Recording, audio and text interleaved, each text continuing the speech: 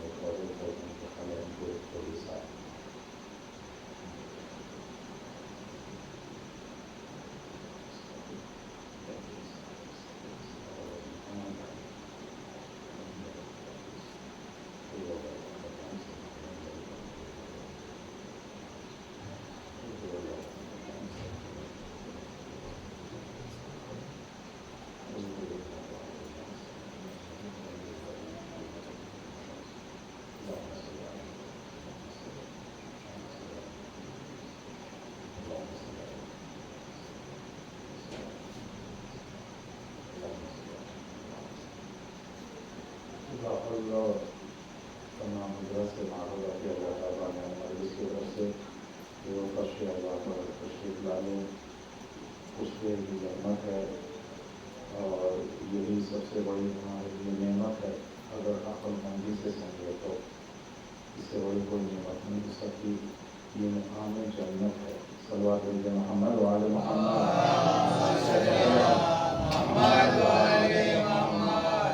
لا حول ولا قوة إلا بالله العلي العظيم. أعوذ بالله من الفقر والشيطان اللعين الرجيم. بسم الله الرحمن الرحيم.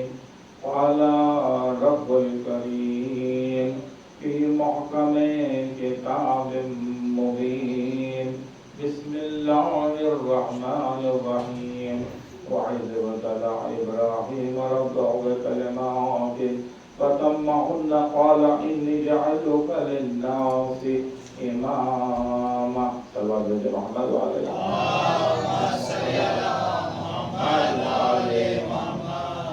محترم میں نے خطبے کا بھی اختصار کرتے ہوئے صرف آیت کے حصے کی تلاوت فرمائی ہے کہ آج امام موسیٰ کاظم علیہ السلام صلی اللہ علیہ وسلم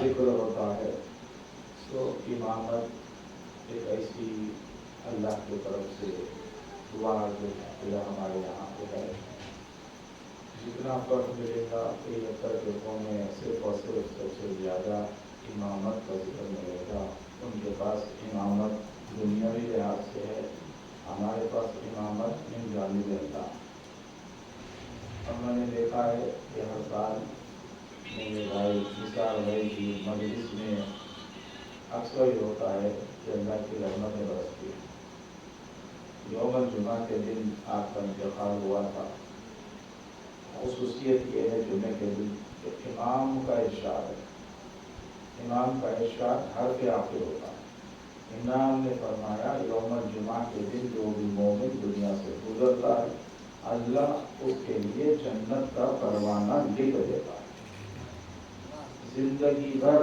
علم مبارک کی خدمت میں رہے پھر ایک اور ایک ارشاد امام کا یوں ملا کہ جب انسان کا دم نکلتا ہے تو اس کے لیے لوگ جن کو عقل رہتی جن کی معرفت رہتا جو یہ سمجھتے ہیں کہ آج کا دن ہو سکتا میں دائرہ مومن کی خبر میں گزاروں گا جس کو نہیں معلوم وہ سوچتا ہے کہ ابھی اور 100 سال زندہ رہوں گا یا جب تک چلی گئی تو جو سوچتا ہے کہ مجھے مرنا ہے اس کے لیے پھر امام نے ارشاد فرمایا کئی علاج ہے مگر آسانی سے دم نکلنے کے لیے امام فرماتے ہیں کہ جو غم حسین میں بلند آواز میں روتا ہے اللہ تعالیٰ اس کے دم کو بڑی آسانی سے وہ قبض کرواتا ہے تو نثار بھائی میں خصوصیت یہ تھی کہ وہ بلند آواز میں رویا کرتے تھے دو چیزیں میں نے آپ کی بتاؤں جب بھی معصومین کی ولادت ہوتی ہے تو اللہ کی رحمتیں برستی ہے تو جب اللہ کی رحمتیں برستی ہے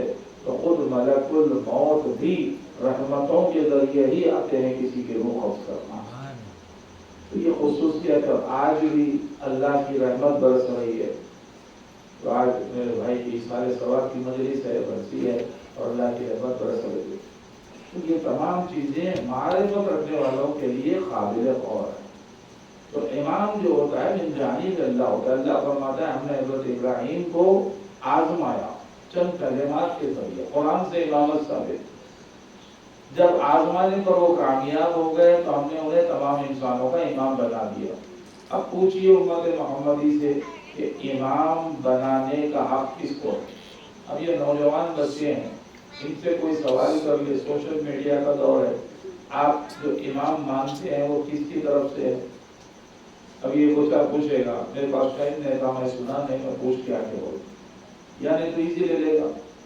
وسوسہ اگر ذہن میں آ جائے تو 70 سال کی زندگی تو گئی باقی کی دائمی زندگی عقیدہ خراب ہونے پر جہنم ہو جائے گی وسوسہ من شر الوسواس شیطان وسوسے ڈالتا اپنے نمائندوں کے لیے وسوسے یہ امامت کہاں سے مگر ہمارے پاس فرش اللہ ایک ایسی عظیم نعمت ہے کہ کم وقت میں بھی بڑی معرفت یہاں پہ مل جاتی ہے قرآن کے ذریعے ثابت ہے کہ من جانب اللہ اللہ کہتا ہے للناس اماما میں نے تمام انسانوں کا امام بنایا اب امام بنایا تو کب بنایا آزمانے کے بعد امامت کا درجہ دیا اب یہ بتائیے نبی تھے خلیل اللہ تھے پہلے سے پیغمبر تھے پھر آزمایا پھر امتحان لیا پھر امام بنا دیا سورہ بقرہ کیا تو امام بنا دیا امتحان لینے کے بعد تو نبی کا امتحان لیا جاتا ہے تو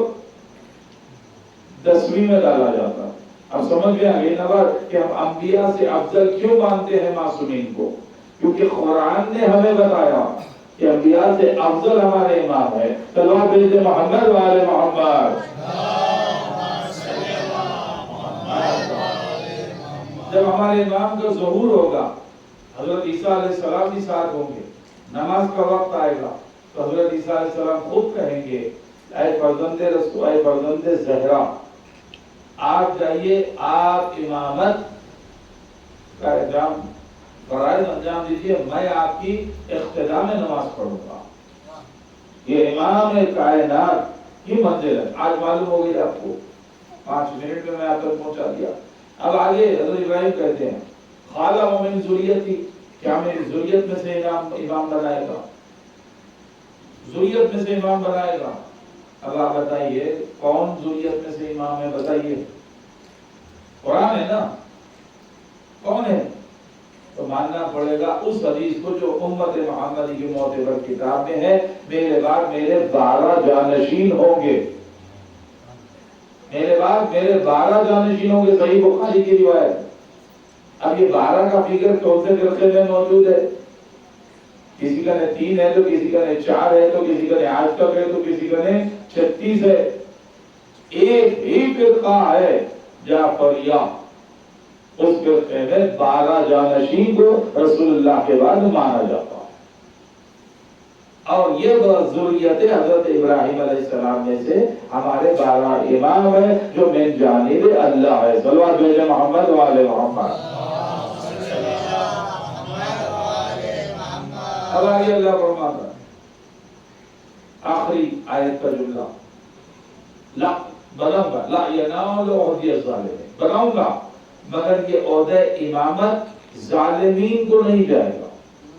اب یہ قرآن کی دلیل ہے، یہ ظالمین کو نہیں جائے گا۔ تو ظالمین کی ضد کیا ہے؟ معصومین۔ تو ظالمین کی ضد معصومین ہے، تو جو بھی اللہ کی جانب سے امام ہوگا وہ معصوم برحق ہوگا۔ صلی اللہ علیہ محمد و آل محمد۔ اب امام کی خصوصیت یہ ہوتی ہے کہ آج کی تاریخ میں بھی آپ کے دلوں میں جو خیال ہے اس سے بھی ہمارے امام واقف ہوتے ہیں۔ قیامت تک کے نظر رکھنے والے کو امام کہتے ہیں۔ دنیا کے کوئی بھی کونے میں کوئی بھی شخص ہو تو اس کی علم، اس کا بھی علم امام کائنات کو ہوتا ہے۔ بس ایسا ہی واقعہ علی نام کے علی صاحب، بہت ہی مولا اہل بیت کے چاہنے والے شخص کا واقعہ۔ یہ سفر کر رہے، علی صاحب سفر کر رہے، ان کی کشتی ڈوب گئی۔ بس اسی واقعے کے ساتھ جو ہے پھر مسائل کی طرف، کشتی ڈوب گئی، 3 دن تک کشتی کے ٹکڑے تھے، وہ سفر کرتے رہے، اللہ ان کو بچانا تھا۔ اب وہ کشتی کا ٹکڑا سفر کرتا ہوا ایک سمندر کے کنارے آ گیا۔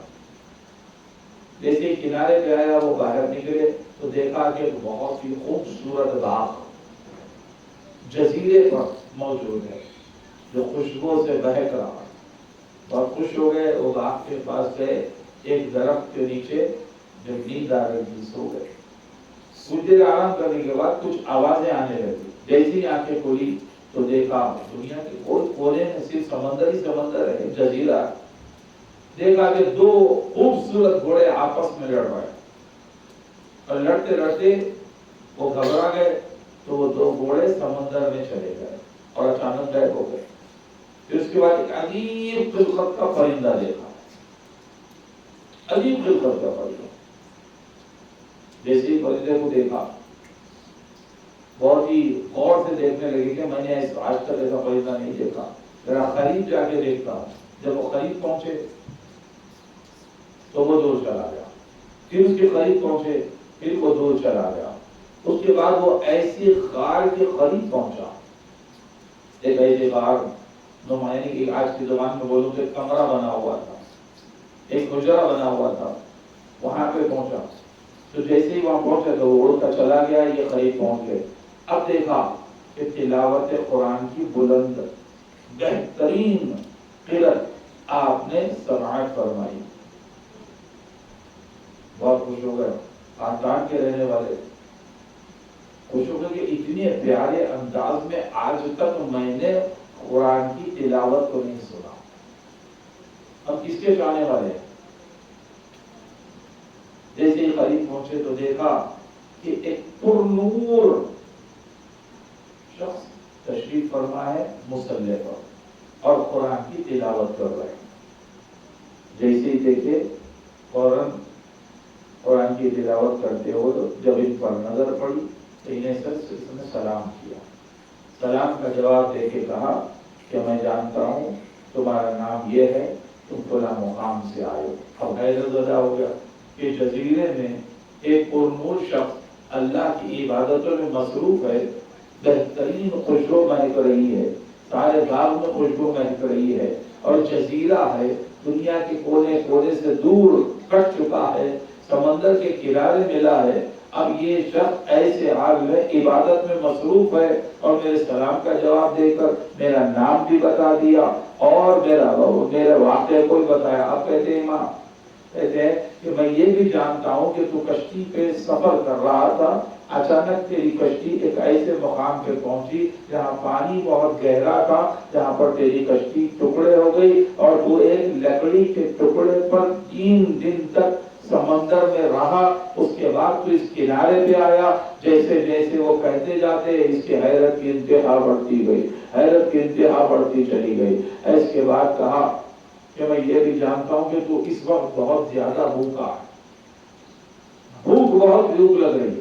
تو کہا کہ ہاں میں بہت زیادہ بھوکا ہوں. اشارہ کیا, اشارہ کرنے پر ایک دسترخوان معجزاتی طور پر موجود ہو گیا. وہ سیر بھر کے کھانا کھایا, بہترین شربت آیا تھا, وہ شربت کو پیا, پانی پیا. اس کے بعد پھر امام فرماتے ہیں کہ میں یہ بھی جانتا ہوں کہ تو اپنے گھر کو جانا چاہتا ہے, تو اپنے گھر کو جانا. اب وہ کہنے لگا میں کہاں پر ہوں مجھے ہی علم نہیں, میں فلاں خاندان کا رہنے والا ہوں اور چین کو سفر میں گیا تھا اور قحطان کو آیا, تو کہاں پر ہوں مجھے معلوم نہیں, اور میرے میں اتنی طاقت نہیں ہے نہ کوئی ذرا آیا. تو کہا کہ دیکھو گھبرا نہیں, ہم ہمارے چاہنے والوں کا, یہ جملہ ضرور غور سے سنیں, ہم ہمارے چاہنے والوں کا ایسے برے وقتوں پہ ضرور خیال رکھتے ہیں. صلوات بھیجے محمد والے محمد. اس کے بعد کہا کہ کوئی بات نہیں, ہم تیرا انتظام کر.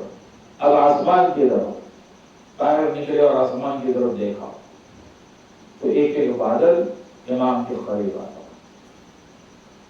اور امام پوچھتے ایک بادل کا ٹکڑا آیا, بولے کہاں کا سفر ہے اور کہاں پر؟ تو بولے فلاں مقام پہ جا رہا ہوں, فلاں پہ مجھے بتا.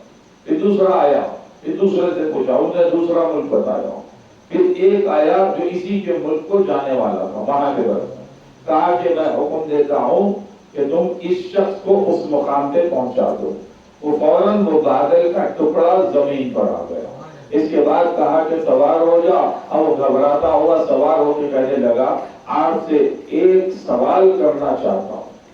بولے آپ بتائیے کہ اقرب ہے کون جس کے حکم پہ بادل پانی برس رہا ہے نا؟ ابھی دیکھیے آپ, بادل جو ہے آپ کے حکم کے بغیر بادل نہیں برستے, آپ کسی امام کے حکم سے ہی وہ آیا تھا. یعنی مولا کے حکم سے پانی برستا ہے ہر جگہ پہ, یہ بات یاد رکھے. کئی فضائل میں نے پڑھ چکے ہیں, مولا کے حکم سے بادل اپنے اپنے مقامات پہ جا رہے تھے. یہ بادل قحطان کی طرف جا رہا تھا, وہ طرف کے کہنے لگا کہ یہ بتائیے کہ آپ کون ہے؟ تو ایک مرتبہ امام فرماتے میرا نام امام موسیٰ کاظم ابن امام جعفر صادق آل محمد ہے. سلام بھیجے محمد والے محمد. یہ ہوتا ہے امام. بس میں نے یہ واقعہ اسی لیے پڑھا تاکہ امام کی معرفت ہو جائے. یہ ہمارے امام باب الحوائج ہیں. اس امام کے پاس ہماری حاجتیں بڑھتی ہیں. اس امام سے منسلک رہنا, اس امام کا دن آتا ہے اس سفر میں. اسی لیے اس امام کا اس واقعہ ہوا. جب ملعون منصور کو معلوم ہوا تو یہ شخص سب کو امام کے معجزات بولتے ہوئے جا رہا, تو گھبرانے لگا. دیکھیے روکا گیا, گھبرانے لگا. گھبرا کے اسے بلایا دربار, کہا کہ تو کیا واقعہ سنا رہا ہے سب کو؟ تو بولے میں جو واقعہ فرزند رسول کا تھا وہ واقعہ سنا رہا ہوں. تو خبردار نہیں سنانا. بولے کیوں نہیں سناؤں گا؟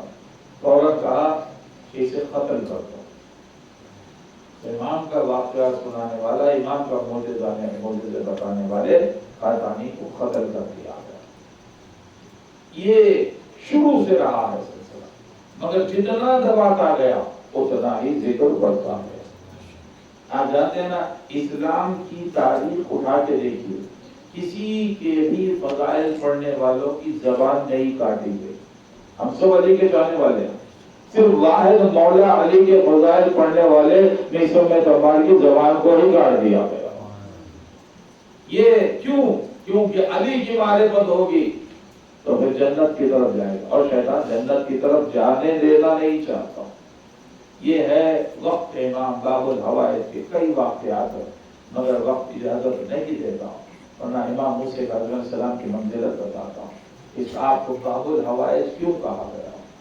आपके पास अगर किसी की हाजत पूरी नहीं होती तो आप जाइए इमाम मूसा अलैहिस्सलाम को इमाम हुसैन का वास्ता देके दुआ कीजिए, यकीनन आपकी हाजत पूरी हो जाएगी। ये अल्लाह के गनी से बनाए हुए हमारे इमाम, हम खुशनसीब हैं कि अल्लाह ने हमें अली के चाहने वालों में पैदा कर दिया। बस अज़ादारो, इसी के साथ बस इतना अर्ज करूंगा कि मरहूम मेरे भाई निसार भाई उस शहजादे से बड़ी अकीदत रखते थे जिसका नाम शहजादे कासिम है। अक्सर में जब गुफ्तगू होती तो तड़प के जिक्र करते कि इस शहजादे की शहादत पे दिल बड़ा तड़प जाता है। क्यों ना हो कि ये इमाम हसन का शहजादा करबला में इमाम हसन की तरफ से नुमाइंदगी कर रहा है, और ऐसी मज़लूमियत में आप हुआ कि 3 दिन का भूखा है दूल्हा, 3 दिन की प्यासी है दूल्हा, तमाम बराती भी प्यासे है। ऐसे आलम में वो वक्त आया, बड़ी मुश्किल से इजाजत मिली। जब शहजादे कासिम रुखसत होकर चले तो कुछ याद आया, फिर वापस आए। खैमे के दर पे मादर कासिम देख रही थी, वह उसके कहते अम्मा जान मैं जा रहा हूँ, मैं जानता हूँ कि मैं जाने के बाद मेरा क्या होगा, मैं वापस नहीं आऊंगा, मगर आपसे मारूदा है कि मेरी ज़ौजा की चादर का ख्याल होता। अब आप बताइए क्या क़यामत गुजरी होगी शागिर गरीबा पर, ये शहजादे कासिम पर क्या क़यामत गुजरी होगी जब बीवियों के दर से चादरें छीनी गई। ये वही शहजादा है जिससे इमाम ने पूछा था कि बेटा कासिम तुम्हारे नजदीक मौत कैसी है, तो बताइए इस्लाम की तारीख में कोई ऐसा मिलेगा जो ये बताए मेरे नजदीक मौत ऐसी है जैसे शहद ज्यादा शीरी मेरे नजदीक मौत है। अब आप बताइए इमाम हुसैन पे कुर्बान होने वालों का जज्बा ईमानी कैसा था, शहद से ज्यादा शीरी का जिक्र किया। इस तरह से शहजादा मैदान में पहुंचा है। वो वक्त भी आया कि कासिम घोड़े से जमीन पर आए, आवाज दी चचा जान आखिरी सलाम कबूल कीजिए। हर शहीद ने एक मर्तबा आवाज दी, मगर कासिम ने 3 मर्तबा कहा। वजह आप जानते हैं, कासिम के हमलों से बिगड़ी हुई फौज जब घोड़े दौड़ाते हुए करीब आ रहे थे। अल्लाह अकबर, ये वह शहजादा है जो जिंदगी में घोड़ों से पामाल हो गया। 2 ही शोहदा से मिलेंगे करबला में, एक कासिम है जो जिंदगी में पामाल हुए, और एक हुसैन मजलूम है जिसे बाद शहादत पामाल किया गया। यकीनन नज़ारो आज हज़रत अब्बास का भी जिक्र होता है।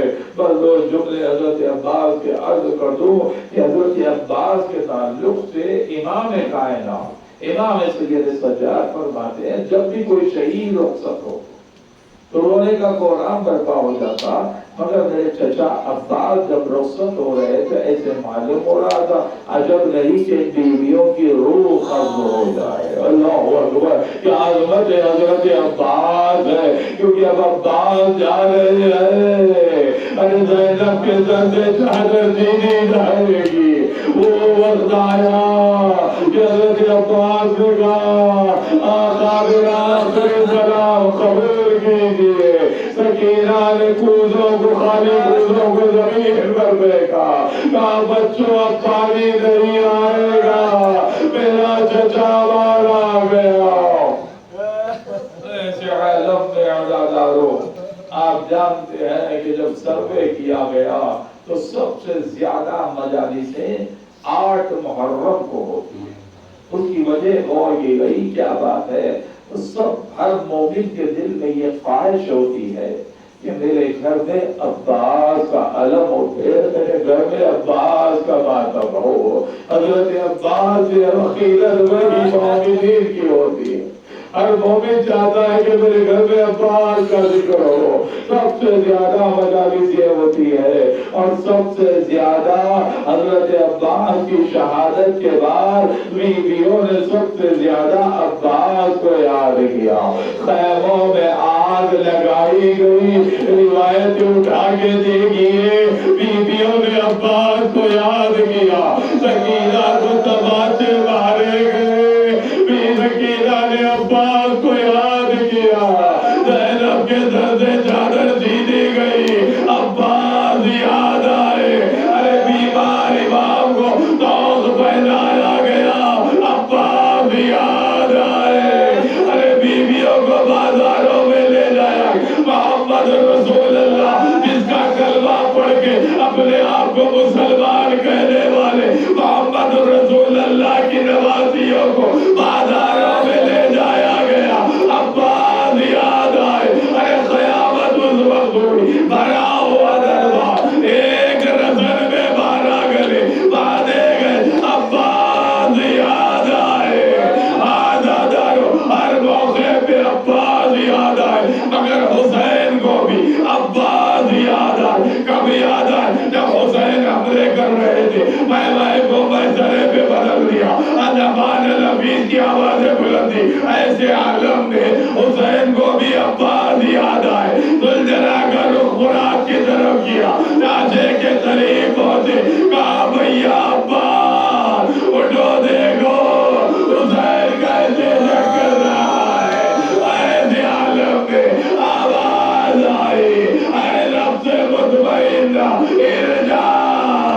اب یاد حسین پر چاروں طرف سے حملے، کوئی تیریں چلا رہا، کوئی تلواریں چلا رہا۔ ارے جس کے پاس کچھ نہ تھا، جولی میں پتھر لیے، میرے آقا حسین پر حملہ۔ ایسے عالم میں سینے پہ بالا رکھ کے گرایا حسین کو۔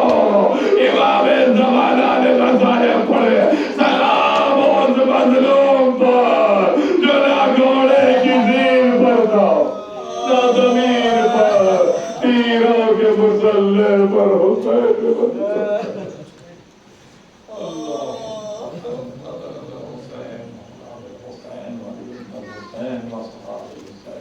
پروردگارہ اسی طرح خلیل کو قبول کرنا، باب الغائب حضرت امام حسین علیہ السلام کے واسطے سے اس مجلس کا ثواب میرے بھائی مرحوم کو نثار یا اللہ محمد کی روح کو پہنچا دے، ان کے تمام اہل خاندان کے جتنے مرحومین ان کے درجات کو بلند فرما، اور بانیان مجلس کے لیے حاجتوں کو بدلا، مرحوم کی تمام اولاد کو تمام بھائیوں کو سلامت رکھ، اور اتنے حاضرین یہاں پر تشریف فرمائے پروردگار باب الغائب کے واسطے سے انہیں جو رزق کے لیے پریشان ہے، صحت کے پریشان ہے، پروردگار انہیں شفا کاملہ عاجلہ عطا فرما، انہیں رزق بے حساب عطا فرما۔